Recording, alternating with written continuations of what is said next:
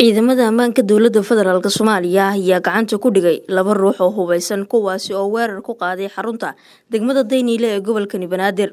Weerarkan ayaa dhacay habeennimadii Sabtida ay soo galeysay 15 November waxaana la sheegay inay geysteen laba ruux oo ku hubeysnaa hubka noocyadiisa kala duwan kuwaasi oo doonayay inay gudaha u galaan xarunta degmada. Dagaal qaatay muddo kooban una dhaxeeyay ilaalada xarunta degmada Daynile iyo ragga goobta weeraray ayaa ciidamada amniga ee ku sugnaa xaruntu waxa u suura gashay inay dhaawacaan xubnihii weeraray xarunta degmada iyagoona nolosha ku soo qabtay.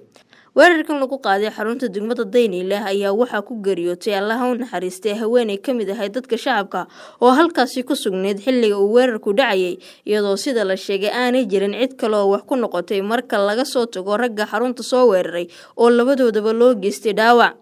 Maamulka gobolka Banaadir iyo ciidamada ammaanka intaba ma jirto cid faahfaahin ka bixisay weerarkan lagu qaaday xarunta degmada Daynile ee gobolka Banaadir. Dad goobjoogayaal oo ka dhow goobta ay wax ka dhaceen ayaa sidoo kale waxa ay tilmaameen in xaaladdu xilligan ay tahay mid degan.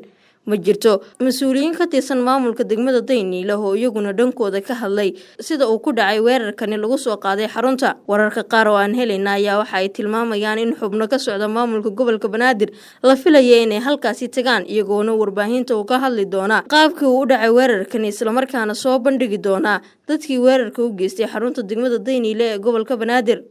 Ciidaro Smaagane, wararka laanta afka Soomaaliga ee codka bariga Afrika, Muqdisho.